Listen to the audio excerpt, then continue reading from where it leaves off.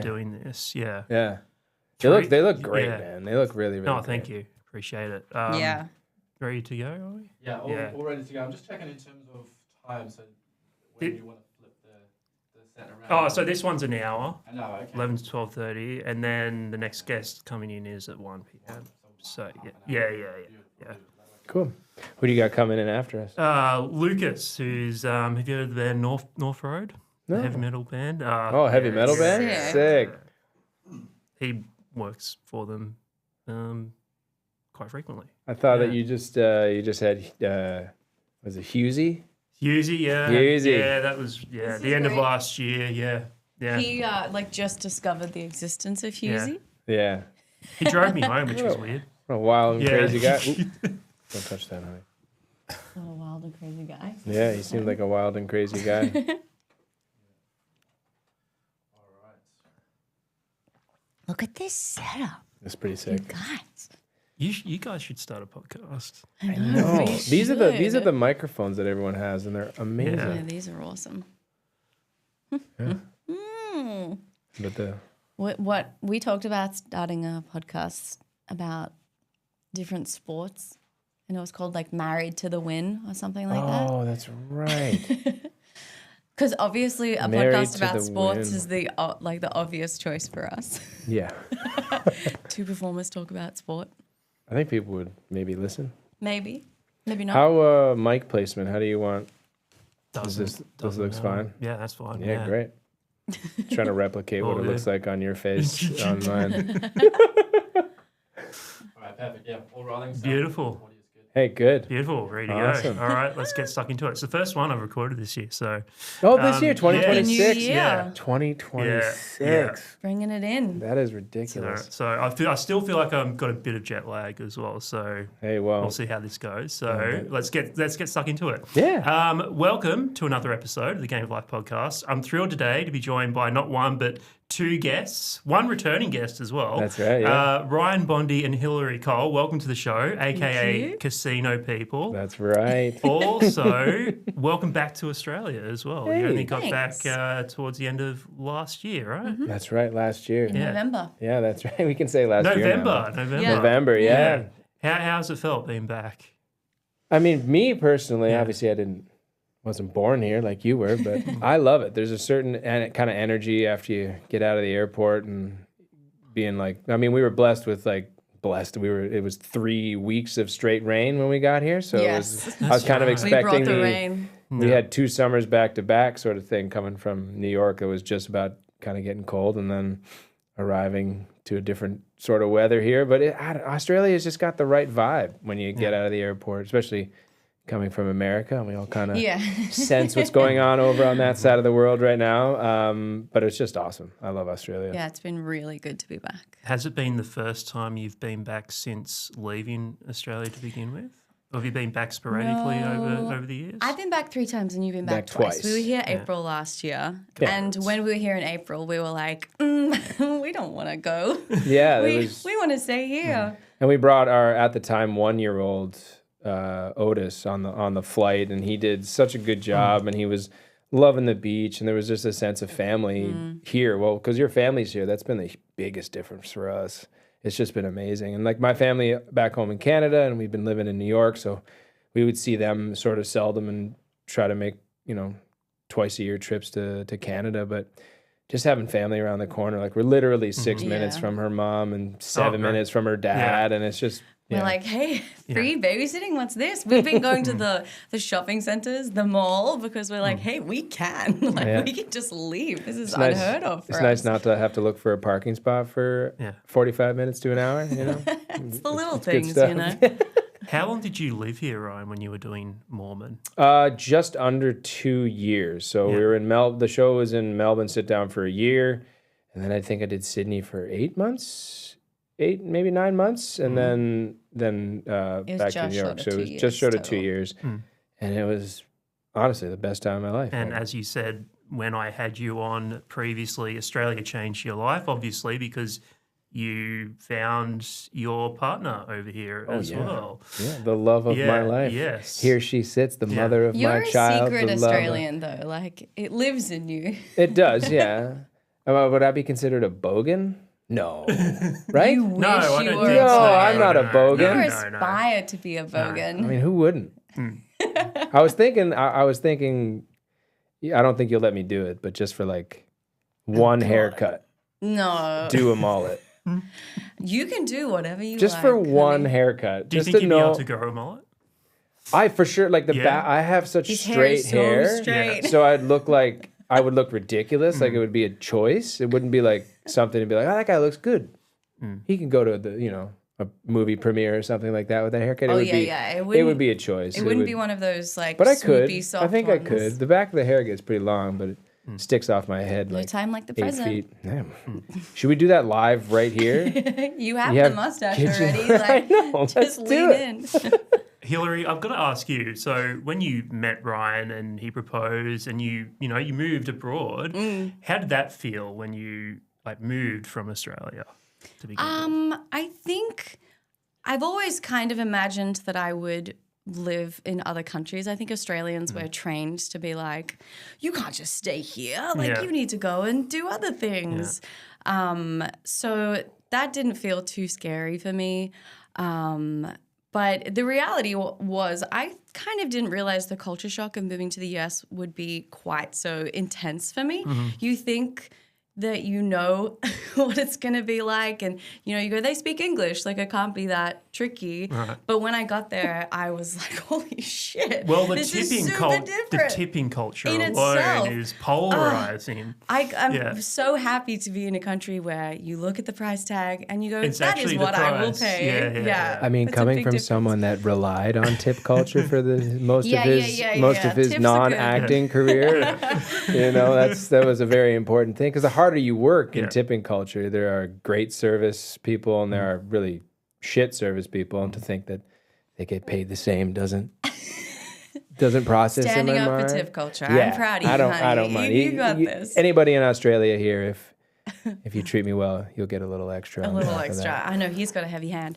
But there are things that I would say that I didn't realize no one else, like saying the nature strip. People are like, what's a nature strip? Or like, witch's hat. All these dumb little things, and like having to change the way I Witch's speak hat. because I would say, I want a glass of water. And they'd be like, what is water? And I'm like, okay, water. I'll have some water, thank you. So it was definitely an adjustment period. And I'm really happy to be back. Yeah. But your accent definitely shifted when know. we had moved there. So like your R's got harder. You were saying water, not water, I know the amount of people since being back that are going, where are you from? And I'm like, I'm from here, okay? I mean, I would say that you handled the culture shock pretty well because in our defense, U.S. immigration caused us like a little bit of time hiccup and stuff. And then we lived in the epicenter of the global pandemic for a chunk of time. And A social uprising. nothing like starting the first few years of your marriage in quarantine and with a dog and some board games and stuff. But, that People just... in hazmat suits in the building. Yeah, it was like, really... Really? Oh, yeah. Oh, yeah. Fortunately, we lived right next to one of the biggest hospitals in New York. Like you'd turn on the news and they'd be like, live from Columbia University, a block away from us. And we're like, Ryan's waving from the apartment Well, window. well, it's funny. We did so eventually during the pandemic, like the nurses and all the doctors that just risked their lives daily to help people out. At 7 o'clock on the shift change, or maybe it was like 5 o'clock, Yeah, they'd all all the- walk out and people would bang their pots and pans and scream and wave flags. And like that was insane to be a part of that. But you could see the impact that it had on these people that were just every day. Like, And then a lot of the people that helped out our son when he was in the hospital said that they were, inspired during COVID to become nurses and doctors, and we kind of reaped the benefit of that. Yeah. So there was good from it, but during the actual beginning of the pandemic, that was wild. yeah. And we coped by playing the board game Pandemic. We were like, well, let's Really? Well, let's it's- look it's this thing in fitting. the eye. Yeah, Let's save the world any way Yeah. we can. Let's talk about Casino People. How did Yeah. that form? When did it form? Well, we started to write because during the pandemic, just kind of great segue. We were just sort of starving for some sort of creative outlet, so we just played music and started writing songs during the pandemic. And learning each other's writing styles and how to collaborate, because I was a very precious Yes. singer-songwriter before Hill came along, and I had lots of ideas. Yeah. So yeah, and then my very basic sort of understanding of guitar theory was exposed every time she'd be like, I want it to sound like this. I'd be like, well, let me see where I should put my fingers on the guitar to make it sound this. like No, that. not like that, like this. So yeah, we started early on in our relationship. We really knew that we first started singing together when we were in Australia, and being like, whoa, This is that blend fun. is sick. And like when people are like, that sounded really good, and we're like, yeah, it does sound really good. It was so. Is this it was- love or yeah, good harmony? That's right. Hey, I like that. Write that down. Is this love or just good harmony? What's the Both difference? in the end, yeah. And then when we just found out that we like legitimately had an album of the songs that we had written, it was like, is this like a realistic thing that we can do? And I think it became pretty apparent. We're both performers, so we sort of a lot of things that people can write music and it sounds really good and they sing, but then there's the performative aspect of it in front of people, which was very easily transferable because we were both so used to it. How many songs did you write before you started performing the music? Oh, maybe 7? Seven or eight That's a lot. songs. Yeah. Yeah. Well, what was really fortunate for us was at the time, the place you worked, were like, we have this awesome speakeasy. We used to do a thing there. We want to make it a thing again. And you pushed to be like, I'd love a night. So we were fortunate enough to have consistent performance schedule from the very beginning. So we knew that at least once a month we were going to have to perform. So it kind of forced us to not let it be a back burner anymore, to be like, well, we have to do something and we have to do a new thing for the next one. And then as people started to come to that show with like a regularity, we were like, well, we have to keep doing this and we have to start recording it so we can release it. Like maybe we should sell merch. Like that, the speakeasy, like having a residency off the bat really made us kind of take it seriously. And pretty quickly it became the most satisfying creative endeavor I've ever had. Yeah. Even if there were 3 people there, we had the best time. Yeah. And it was kind of a no-brainer to be like, I don't care if we don't make a single dollar from this. This is so much fun. Yeah, and as we were sort of performing more and more, like our set and what we sort of like present as casino people just became really tight. So we knew that if we went into studio and recorded an album, that we could, like, let's try to get it done in like 5 days and stuff like that. So we found a studio in Brooklyn, and I had recorded an album here, and I wanted kind of like a different sound with us, like not such a poppy sound, more of like a sort of gutsy kind of indie sound, a little bit more open. And so we just originally were like, we're going to sign up with the studio. We're going to do one song when we get in there, see how it sounds with them, and then we'll go from there. And we recorded the one song, and it immediately we're like, that sounds fucking awesome. And he's like, well, you have the studio for another half day. Do you want to do more? And we ended up recording 3 songs that day. Brilliant. Yeah. And we're like, okay, let's just do the whole album with you. And sure enough, the producer and guy that was running, Sean Walsh, he got so excited about our music that he's in a pretty big band in the US, and he allowed his band, or asked his band, to be our studio band. Which was awesome. Which was Sweet. awesome. So Yeah. he brought in musicians that had been playing together forever, and they picked up on our music, on our vibe, and Fun people too. so awesome. And they had continued to like try to play shows with us throughout New York, because generally we do a duo thing, but also we've done full band too, which is a lot of fun. That's so sick. That's, Yeah. that's great. And he would be like, I got a guy that can play the lap steel guitar. I got a fiddle player. And Yeah, we then have all like of a literally sudden, a Grammy award-winning Yeah. fiddle player. Yeah, and it's just like, Yeah.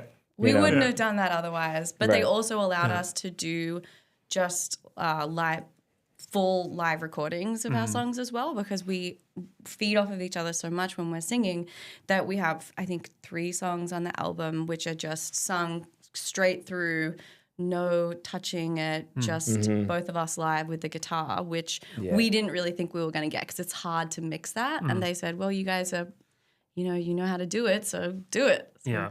save some money.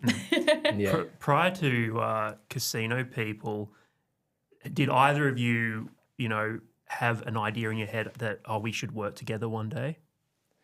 I think it was just singing together was so fun. Yeah. And I don't think it ever became like, or if it started out like, oh, we're going to sing in front of people together. I think it was just personally, even in the comfort of our own home, just the two of us, we really just enjoyed singing. Like Hilary can honestly like harmonize someone reading the phone book. Right. So like my basic sort of melodies and stuff like that, I'd be like writing a song in the living room or something, and then just out of nowhere from down the hallway, she's hitting these crazy harmonies to it. I'm like, you just made that like one of the greatest songs we've ever written. Yeah. You know, so it's been really easy to create with you. And when we started performing in front of an audience, like we had such a huge community just from Broadway stuff and from people that we did work with here, and also that I worked with in the US.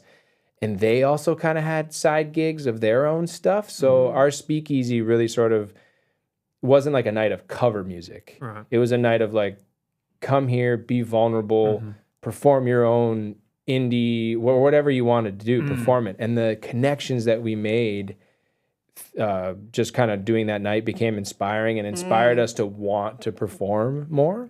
So, and it was just such a beautiful thing that we were able to create. We want to replicate that somewhere in Australia, and having just landed, we're in the works of getting it going. Well, you're already stuck into it because you did an open mic towards the end of last year as well. Was it early December that you? Yeah. Yeah, I guess it's so weird saying like last year because I'm like, yeah, wait, what? It's like a few I'm like weeks What does glitching. time You're like, mean what does it anyway? mean? Yeah, Yeah. last year, man. We've just been working it out. Yeah. And then the guy that runs the open mic actually just like extended like, hey, do you want to do a longer show? And we're like, absolutely. So we have I don't know when this is going to come out, but if it's Couple weeks. before February 4th, come on down to Baxter's 9 to 12:30.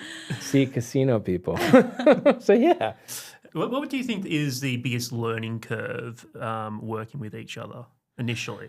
Oh man, we fought so much when we first were making music together. Yeah.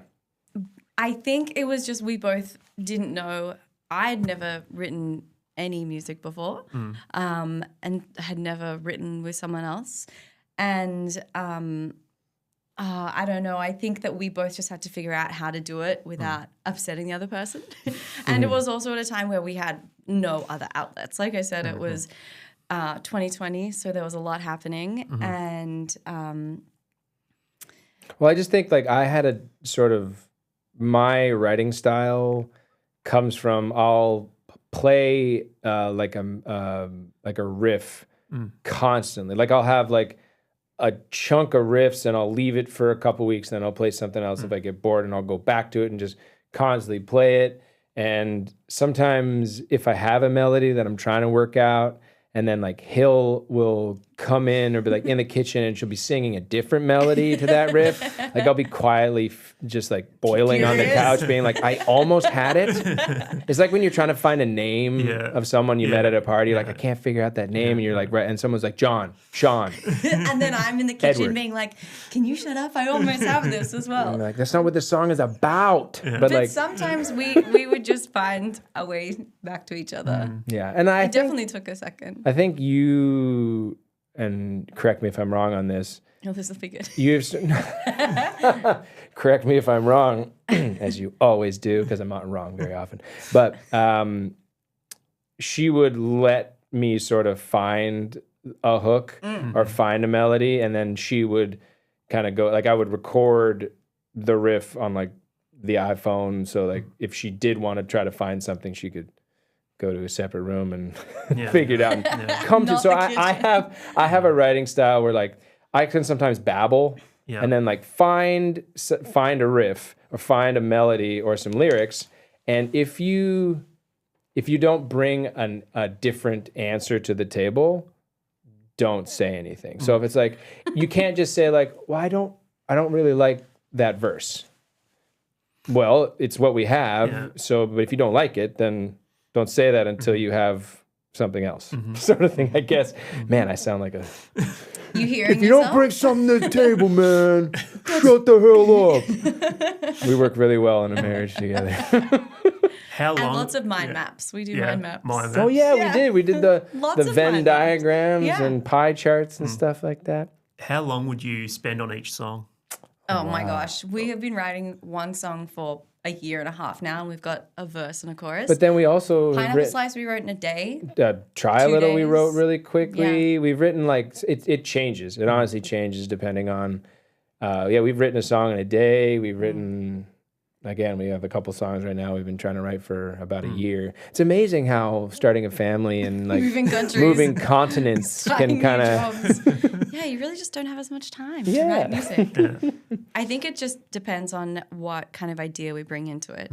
We recently wrote a song about our time on the Upper West Side, and because we had such a clear idea of what that was for us and what we wanted to accomplish with it, and be like, we had this thing of like, if you're a self-respecting artist, you have to have a song about a place in New York City, right? Like Joni Mitchell has Chelsea Morning and all of that sort of stuff. So we were like, well, this is going to be our New York City song.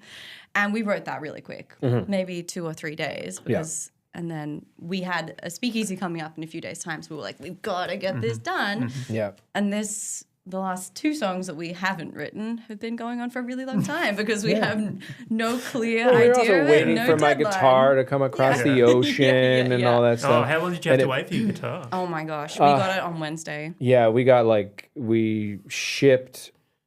And you moved in October. November. We shipped in October. We shipped in we shipped October early. because it takes like 2.5 months to get here.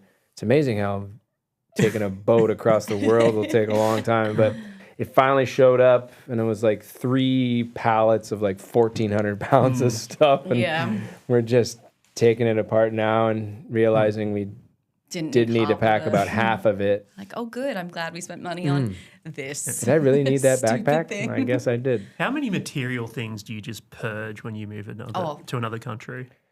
As much as you can. So we much. Facebook Marketplace, not to like punch it or anything like that. What a tool. Yeah, what Like a tool. especially in New York, like you put something up and someone's like, I'll take it. I'll buy, like it's really quick.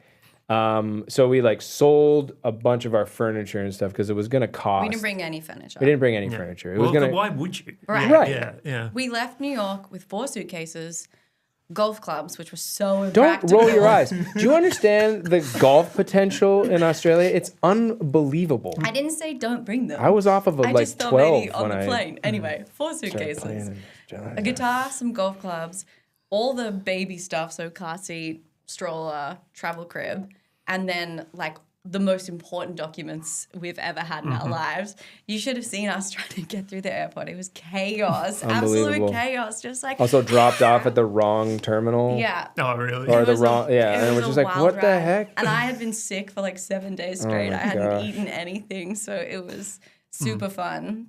Jolly old- and then the Blue Jays lost the World Series, and Let's not talk about it. it's okay. We're in Australia now. Baseball doesn't need to be. Yeah. there. count. No. What's baseball? This is my entire life, but Is that going to drive you crazy while you're over here? No baseball? okay. So here, it's not that there's no baseball. Yeah. It shifts. It's breakfast baseball. Breakfast baseball. So instead of having to wait all day to watch it, I wake up and I get to make a coffee and sit on the couch with my son and watch. Instead of highlights, I get to watch a full baseball game before I start my day. It is honestly Yeah, sensational. you're not too mad about it. I'm not too mad about it. Like not being able to go to games Yeah. and being a thing, but to be honest, man, cricket is awesome. I like the Ashes, as crazy as they were, pick up transferable skills. Let's go cricket. The name Casino People, how'd you come up with that? Oh yeah. Well, we were at a concert for Bahamas, one of our favorite artists Yeah, Bahamas came here when I we was in saw them Australia, here. and we saw him in with Sydney. like 200 people in Sydney, and this guy would like fill a a theater Yeah, in yeah. Canada or the US. And He's here it was awesome. like 200 people in a basement. I was like, you joking? Anyway. We were so excited to go to this concert. We got there early. We're up the front. And these two people came along. They obviously had no idea who was playing, probably been gifted the tickets. They were like drunk and having a great time and gross and like kissing each other. And also like probably like in their mid to late 60s, maybe mid 60s. I don't know. So like Yeah. there's, you know, watching like seeing young people make out is different than watching like 67-year-olds go at it. It was the whole vibe was sloppy, and like they had their backs turned towards the artists and stuff like that, and it was amazing. Like because it was in 2021, I think. Mm-hmm. So he didn't bring his band. It was just the Afi, who is Bahamas, and his Electric guitar and- on this in a spotlight, and it was wild. It was beautiful, and they were like, "When's the band coming out?" That was Like, so infuriating. Playing one of my favorite songs, and they're just like, "Is this it? When's the band coming out?" And it was like, "You need to shut up." So we were like, "Those are casino people." Just And for some casino reason, we people. found it so inspiring Yeah. that we were liberated by this idea and thought we could be casino people. Yeah, and when just like casino just people is fun to say, we think. Yeah. And it also like has a plethora of options for show costume. Yeah, and we show. wanted to have kind of like a retro-y vibe about it. Yeah. It just stuck. Yeah, it's fun. So do you have a performing uniform now when you go out and play gigs? We definitely try to keep it a little more vintage. A little more vintage Yeah. if we can find the stuff. Like our So I've our, seen, yeah, our seen first photos. album Yeah. cover, Incredible, like yeah. it's bell bottoms Yeah. and you have an awesome like green Stripy suit suit. on, and it's just more fun. Like I mean, Yeah. because when you go to see people play and they carry a vibe with them, Yeah. it's if it's consistent, it's just more like, oh, I'm gonna go see them, and it's fun. It's fun to kind of Yeah. dress up. Yeah. It has a Well, it's that costume. whole performative Yeah. thing, of Totally. course, yeah. Yeah. Are there points in time where you're working on the music and you tell yourselves, okay, we need to take a healthy break from this for a while and come back to it later? Personally, I think like the healthy breaks have kind of like presented themselves kind of naturally. Yeah. I don't think it was ever just like a decision. I think the decision was more on the side of like we should do some work. Yeah. We should write. The exact Yeah. As opposite, opposed yeah. to being like we're working too hard and we need to take a break from this. We're like, holy shit, we need to do something with this. We need to work on it. And like it's interesting the way that the streaming world kind of works and the actual like getting followers and Instagram and all that kind of stuff. It's more successful if you release one song at a time and Yeah. kind of let it cook and then Yeah. release another one. So we Yeah. just released a brand new EP. Yes. Um, Three of a kind. Three of a kind, Yeah. yeah. So we had those songs in our back pocket, and we recorded with the same studio, and it just kind of like allows the artist to kind of sit with what they have for a little bit, because because if you digesting so much material for like the Yeah. whatever the algorithm is Right. kind of like it just doesn't work like that. It's so counterintuitive to what we want to do, though, because we want to be like, here's our one thing, and then go and do the Yeah. rest of our life responsibilities. Whereas, like, what the algorithms want is like consistent stuff. And I think it's so hard because there's like we're theater people, so generally, people are writing things for us to perform. Yeah. But there is like this whole new, especially in the last, I feel like obviously Instagram has blown up in the last, decade or so, but like even in the last like couple years, just the platform itself has just expanded so much that I feel like when my parents first had an iPad, being like, "What's this button? How do you swipe to the?" I know it's like it's very overwhelming. So like it can kind of stop us from doing it, and we're perfectionists at heart. So like Yeah. you work on a video that's 15 seconds, and I'm sure you feel the same way with like how awesome the podcast Yeah. looks and everything. That to do it yourself, to find time to write, to find time to keep up on the social media aspect of things is really hard. Yeah. It is fun. It can be fun, but yeah, you do feel that, okay, I have to do another clip, I have to get another episode Yeah. out. Yeah. Yeah, and I think there's strategies that we can adapt where it's like you said, you're doing like a couple episodes, Yeah. and you have a day where you get like all your material and you can backdate it and send it out. We just need to get better at it. I mean, we have a song that's been recorded for 2 years that we still haven't That's released. true. Yeah, it's a cover of the song we actually fell in love playing and together. it's a great recording, and we're like, it's good to know that it's there. We just Haven't put it released out. So Have you just walked away from songs that just weren't working? Have you just abandoned material altogether? Yes. Generally, we do that, I think. Yeah. And then, Right. and then it's funny. Like once you decide to put out a song, you're admitting that that's your work, that you're done, that you're like, because you can't use the excuse of like, we're still working on this one. Yeah. Even though it's a full song and it's done, Yeah. we're still working on it. But once you say like, hey, this is it. Yeah. It's scary. It's scary to let it go, but it does open your brain up to allow more material in rather than just sitting on the album for forever. How does it feel now to have a body of work that, from doing this? Yeah. So I'm doing his visa package at the moment. And part of Let it me was stay like here. was like talking about casino people. And I had to go through and get together all of our show posters and pictures of us doing live performances. And I was like, hey, this is awesome. Like we have pages and pages of show posters. Like we have done a good amount of stuff and at a lot of really cool venues. And like we've played a show in New Jersey. We've played a show in Canada. We played shows in Australia. Yeah. Like Some of our biggest listens are in Helsinki. Yeah. When you can look incredible. at, when you can look at, really popped off. yeah. And like, artists don't, which is one of the reasons why we did a bunch of merch and printed vinyls, is that you don't make money off streaming. You don't make anything. But Nothing. our music has now 30,000 streams all over the world. Like, who the hell would have known that we'd pop off in like Belgium and like we had I saw like a tune that had been listened to 7 times in Jamaica. I'm like, So I'm like, this guy really vibing with this. So someone from Germany asked for a vinyl. Or something like that. I still haven't. You still haven't done that. Postage is We're more. losing expensive. fans We're losing because fans. of you. Yeah, but it's really cool to like go on to like a Apple Music page or a Spotify page and just kind of see your body of work, and then also the algorithm goes similar artists, and you get on playlists with other artists, and you're like, this is kind of really cool.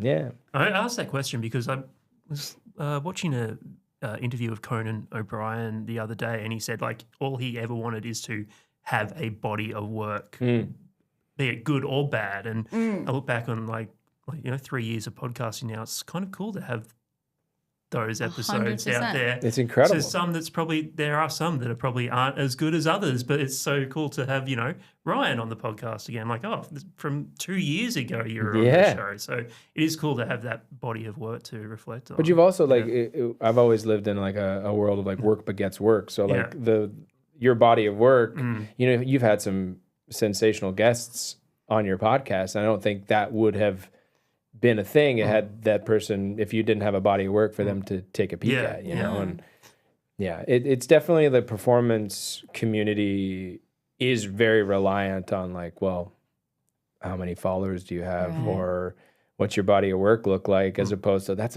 just a really cool guy to talk to for a minute, or like that's a really good actor, but he's only got 190 followers or something. It's just like, it's sad that it's become that, but it's also just the nature of the beast now, I think. I think that's also why I really like doing Casino People with you, is because we, I can honestly say, like, we don't pay attention to that stuff. We don't noise. We don't really pay attention to how many people are following us and all of that sort of stuff. Because You might not. every now and again, we find ourselves just on a stage, and I look over and I go, oh my gosh, we're doing this. And it's always fun.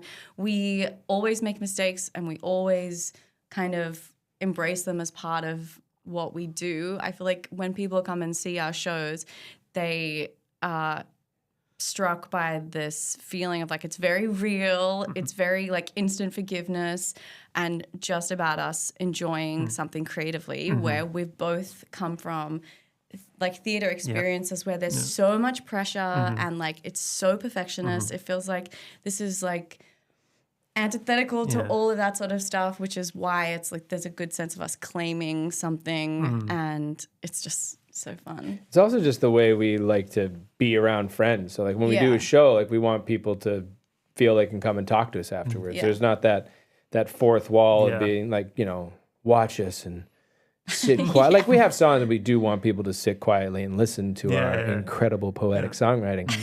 But we also want people to, it's cool to see people sing along and feel that they can. And we just try not to take ourselves too seriously. At the end of the day, Which is kind of...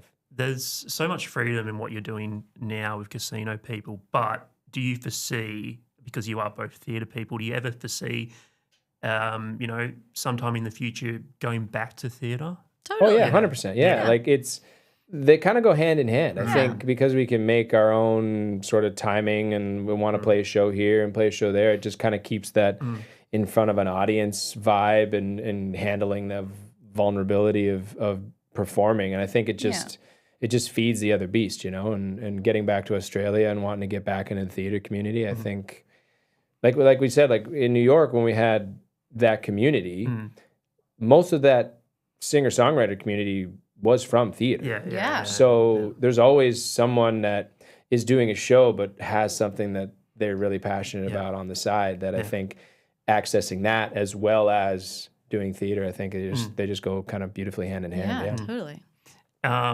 I mean, how do you think you'll go in like that rehearsal, or not rehearsal, but like auditioning again and that sort of thing? Oh man. Well, when we first like landed, like literally 3 days or a day and a half later, we both had auditions, and it was just like, whoa, really? Yeah, and it was just like no time to get over that jet lag. No time at all, and then of course we didn't do our best. No, it definitely wasn't. I apologize. It wasn't my best work, but. It was just that. But it was something. It was something. It was just you gotta blow the dust off the old book on the shelf at some point, and that's kind of what we did there. And it was you walk into a room and there's 11 people behind tables. You're like, oh yeah, I remember this. And you're asking me to do something that you didn't tell me to prepare earlier, but I did spend my entire flight here learning this material, and you're not getting me to do any of it. That's good. I like that. Yeah. But I do feel like we're more confident people because we've practiced being ourselves as an act rather than a character. Yeah. So I don't know about you, but I felt a little bit less hungry for approval in the room. Yeah, I think that's an important thing as we get older now.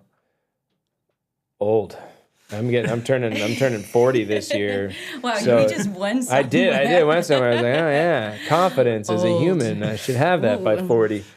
But no, definitely, I agree with you when it comes to that. So, but there is still like we do have to find the hunger for theater again, because I think so much of it has been toward Casino People, and we're very prideful about that, and it's very easy to want that just to be the thing. But I'm excited to get back in the theater as well. Yeah. Having a kid as well, that can't be easy balancing having a child and then also having Casino People as well, and auditioning as well. Yeah. Oh yeah. So another thing with having family so close is there is a bit more freedom, and you don't have to like spend $200 on a babysitter just because you want to go out for a few hours. Yeah. Thanks, Grandma. Yeah, thanks, Grandma. But and our story with Otis, our son. We went through something with him. Like he was very, very sick when he was born.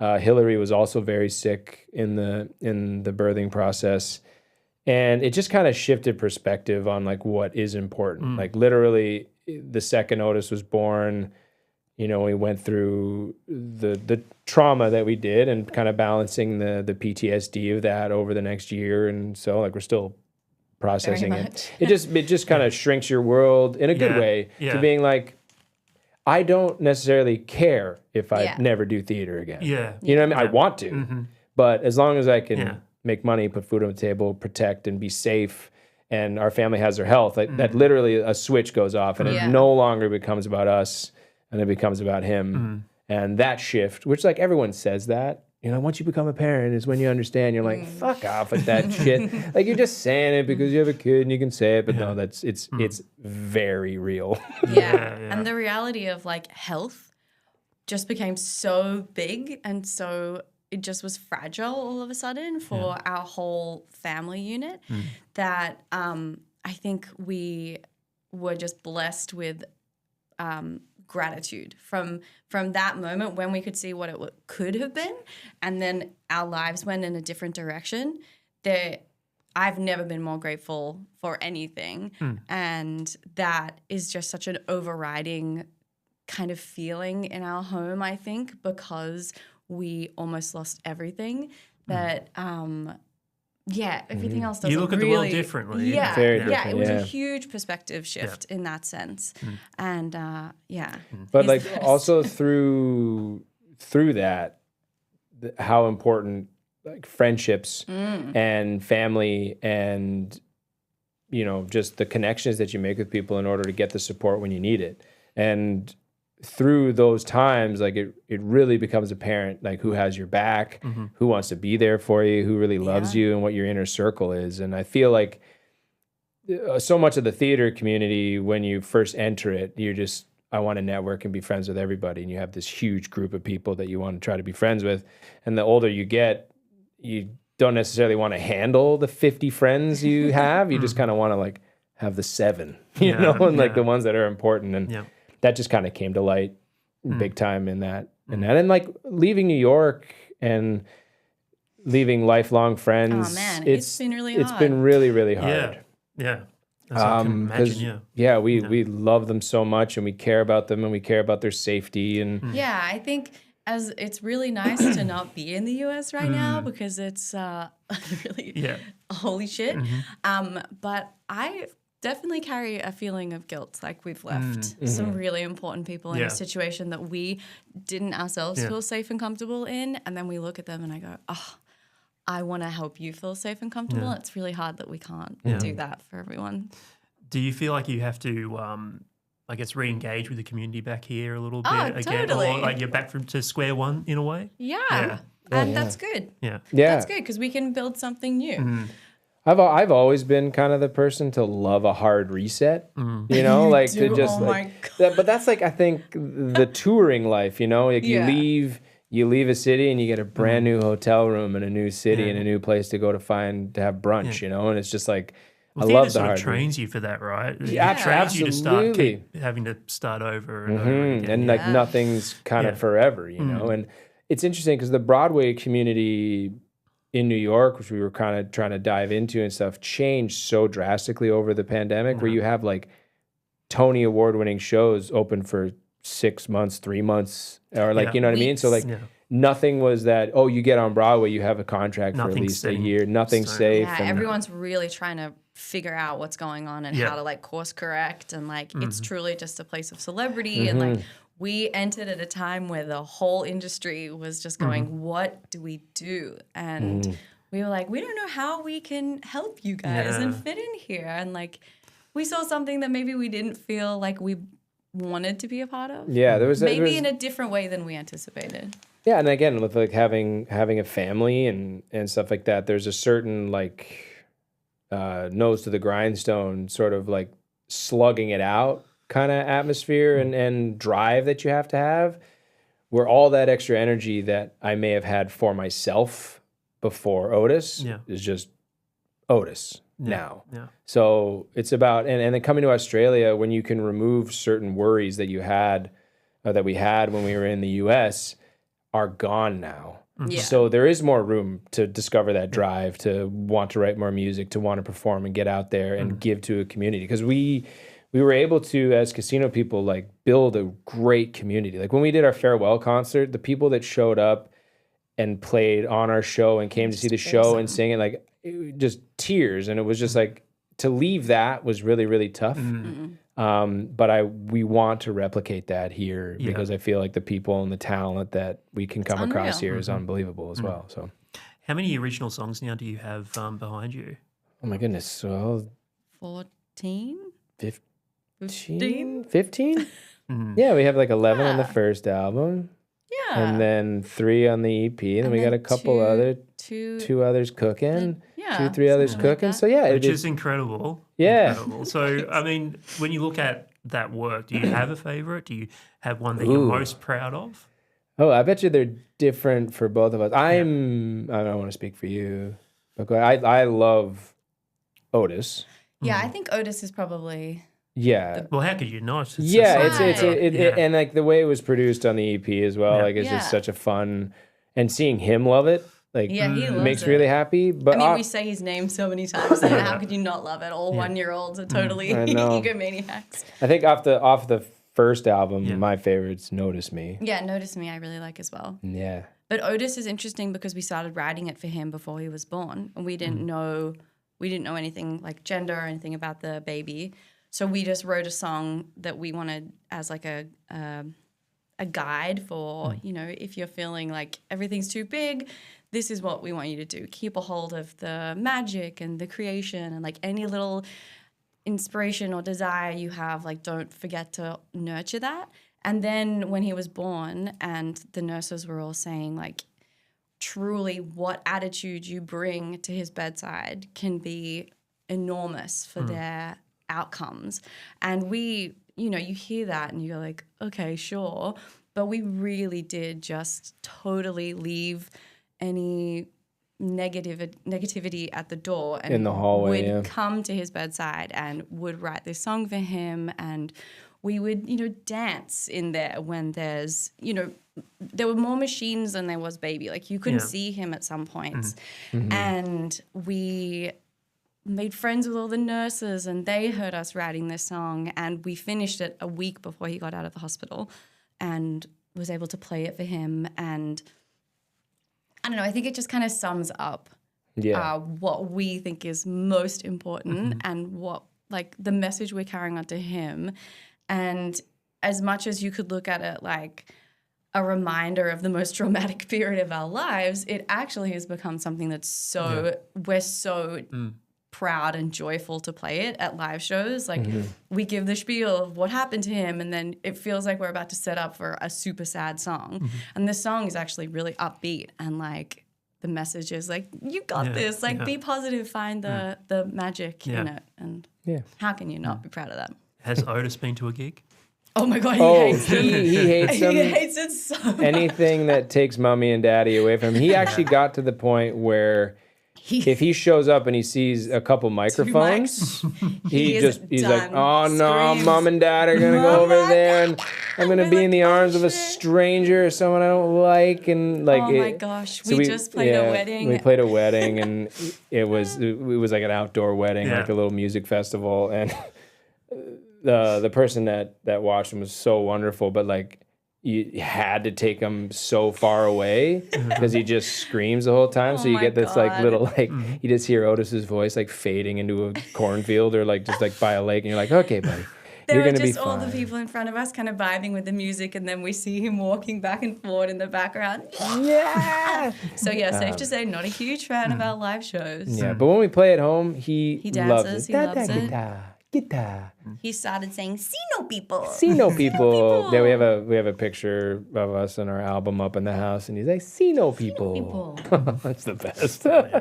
When people start, coming up to you after gigs for the very first time after playing as Casino people you don't know, right? Like, how does that feel to have that sort of validation? It feels amazing. Like it feels because we like the product that we put out. We know we're very proud of our music. We know that it's good, and we know that we feel good doing it. So when people do come up and they either like they can relate to a song or whatever, but it means that we just have one more listener that's gonna branch out. And like we had people at our shows that we've never met before singing our lyrics, and we're like, that's really cool. It's this really is cool. Ingrained in you enough that you're actually repeating the lyrics now. And it's I love it because there's a difference between like doing someone else's show in theater and like being like, it was such a good show. Oh, thanks, but like having your own stuff out there and having someone really appreciate what you wrote and what you performed, I think is. Yeah, I feel pretty confident that it resonates with people. Yeah. And that's great. Yeah. What do you wish you could have told yourselves, when you first started, that you wish you knew now? Interesting. What do I wish? I think early on, trusting my voice a little more. I think that's just personally, like, because I come out of a musical theater thing for so long that I wasn't confident in singing my own stuff. I think it just felt foreign because I had songs before and I did an album here, and like your voice muscle is just in a different place. And I feel like over time, as Casino People kind of settled in, that I was able to find my voice again. So I think I would tell myself, like, just don't stress out about it. Like your own voice is going to show up again and it'll be great. Yeah. Similarly, when we were recording the album, I was super self-conscious about the sound of my voice. I kept thinking that these like hard rock dudes that we were playing with were going to be like, oh, she sounds like, she's singing High School Musical or something like that, because that's a lot of the attitude between the theater world and like the pop rock folk world, is that there's kind of this idea that like theater people are super polished and kind of don't fit in. And what's interesting is I think we both had a really similar anxiety about the sound of our voices and what they'd kind of been coerced to become. And then as we started singing this, because we're there together, our voices grew in a way that you can't hear one voice isolated in a lot of our music. So that gave us like the shield that we needed to be able to go, what actually feels good, what suits the music that we're playing. And they did that kind of side by side, our two voices. So now I listen to the first song we wrote together was a song for my brother's wedding, and we have a recording of that, and I'm like, they don't sound at all like us. Like, it's totally, totally different, the quality of our voices. Yeah. And I think what allowed that to happen was singing with you. Yeah, yeah. Because I would overthink a lot. Like later on in my musical theater career, started to get like stage anxiety and just overanalyzing everything. And what singing with someone you love and someone you get to create with and feel safe with, it allows you to lower your walls. And it doesn't matter if there's 80 people out there, if there's 5 people out there. It's just about singing with you. And we sound so corny. Yeah, I know, but that's part of the gig too. So you know, this love exists. I'll start to wrap up in just a moment.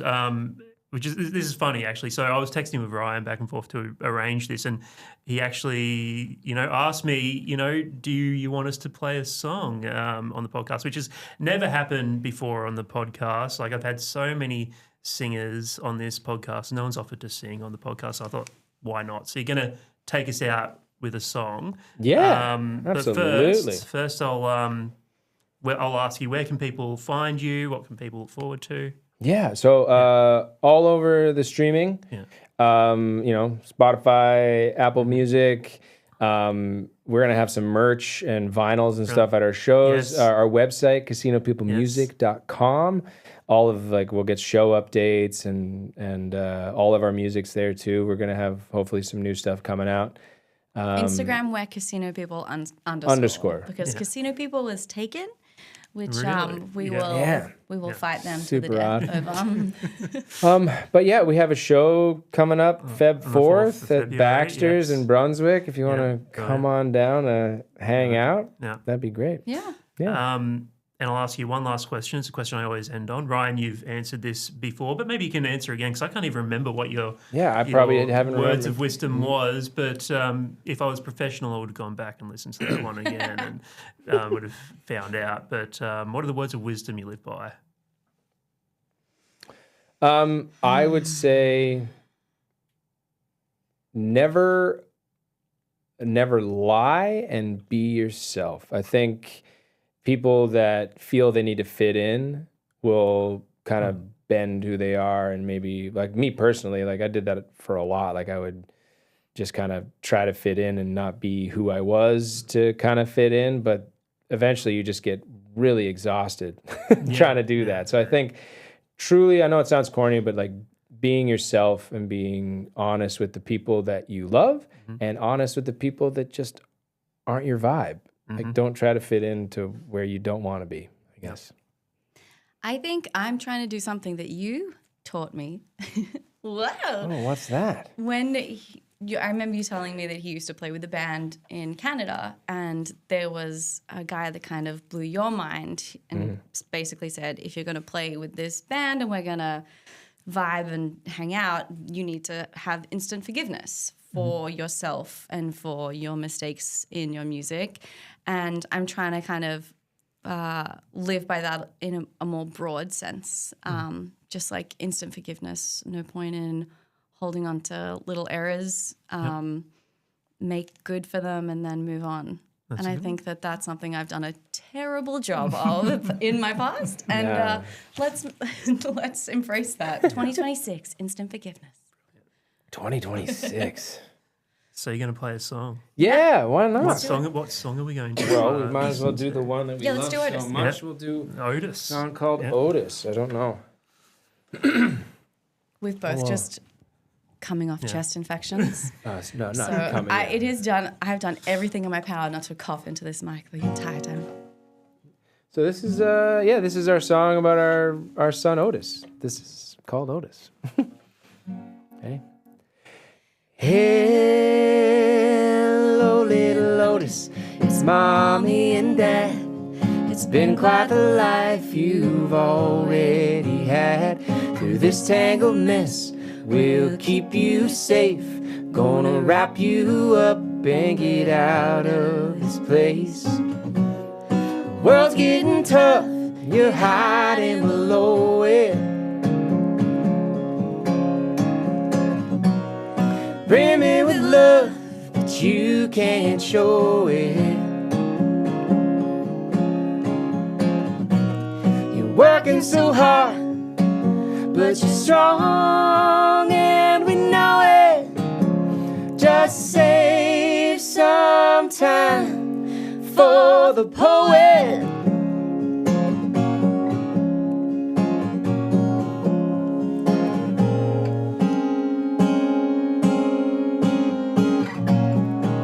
Every day there's another moment when you're climbing higher than they think you can, and you show them just who you are with the brightness and the power of 1,000 stars. The world's getting tough, you're hiding below it.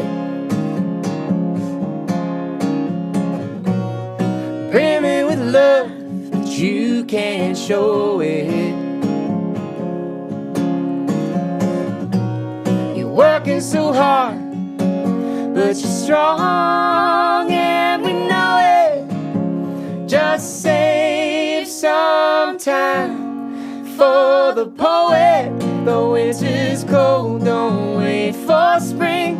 You've no idea what life can bring. Make good choices, buy nice things. Just don't forget to sing. Hey Otis, hey Otis, oh hey oh hey oh hey oh, hey Otis, hey Otis, oh hey oh hey oh hey oh. The world's getting tough, you're hiding below it. You're hiding, Brimming with love, but you can't show it. Come on, little Otis, come on now and show it. You're working so hard, but you're strong and we know it. Just save some time, whoa, save a little time. Ease your mind and save some time for Otis. Hey Otis, oh hey oh hey oh hey oh. Hey Otis, hey Otis, oh hey oh hey oh hey oh.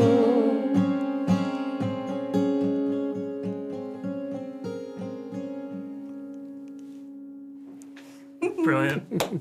Thank you so much. Hey, thanks. Thanks for letting us live play. show. That's on a the great way to podcast. kick off the new year with Oh, yeah. podcasting. Happy no New one's Year. ever sung on the podcast before, so thank you. And I think you need to and it's change been it. Yeah, do it. 300 episodes, and so Wow. yeah. What a body of work. Yes. Yeah, what a body of work there, man. Ryan and Hilary, thank you so much for being on the podcast. Oh. Can't wait to see you at a gig. It's been an Yes. absolute pleasure to be here. Thanks Yes. for reaching out and wanting us to be here, Yes. man. This is We truly appreciate awesome. it. Truly This awesome. has been It's an honor. incredible. Thank you so much. Of course, dude. Brilliant. That's great. Thank There you we so go. much. Let's clap ourselves out. Hey. Go team. Thanks, guys.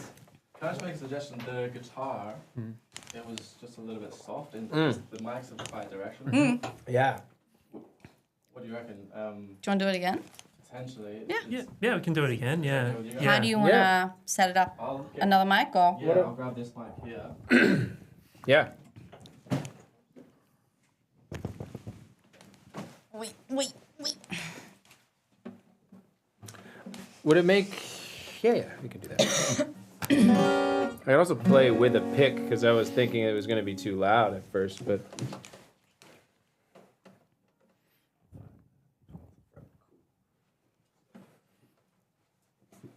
Just too much. We'll fuck this one up. Pretty good acoustics in here. Acoustics. Acoustics? aren't Go- they? Hey, yeah.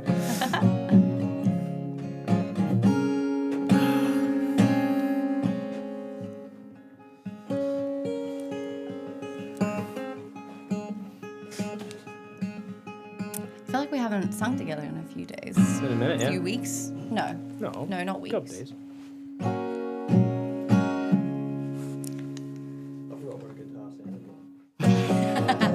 Like this.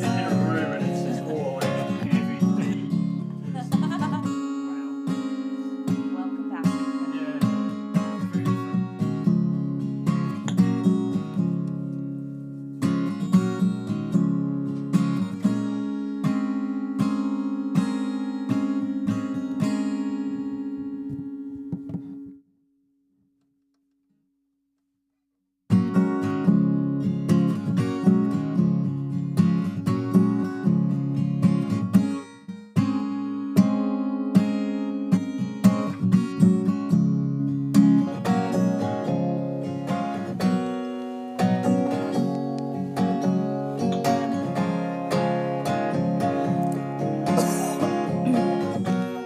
Master at work.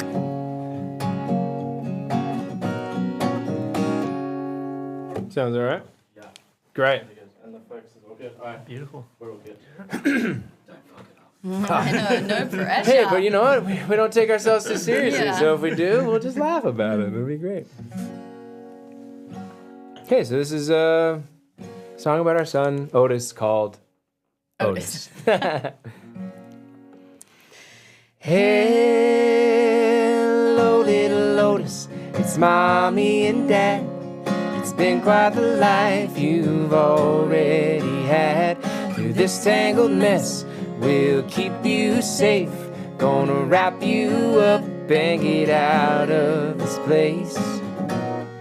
World's getting tough, you're hiding below it. Brimming with love, but you can't show it. You're working so hard, but you're strong, and we know it. Just save some time for the poet.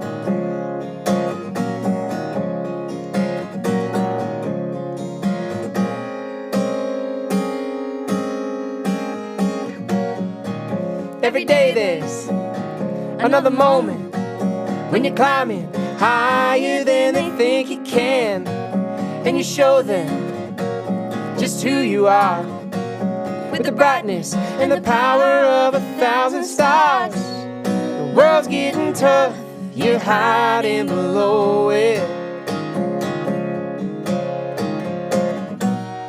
Brimming with love, but you can't show it. Working so hard, but you're strong, and we know it. Just save some time for the poet. The winter's cold, don't wait for spring. You've no idea what life can bring. Make good choices, buy nice things. Just don't forget to sing.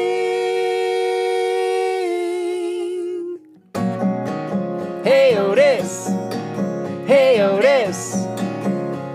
Oh, hey, oh, hey, oh, hey, oh. Hey Otis, hey Otis. Oh, hey, oh, hey, oh, hey, oh. The world's getting tough, you're hiding below it. You're hiding,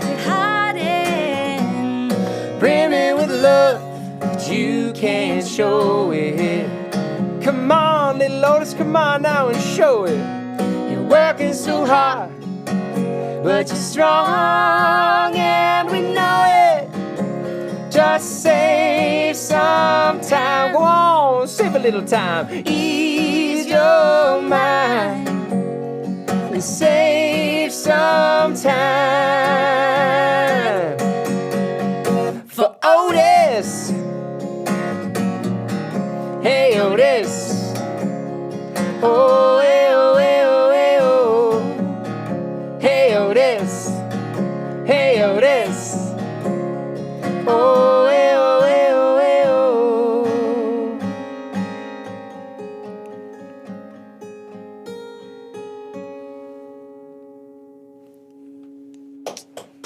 Great. Thanks, man.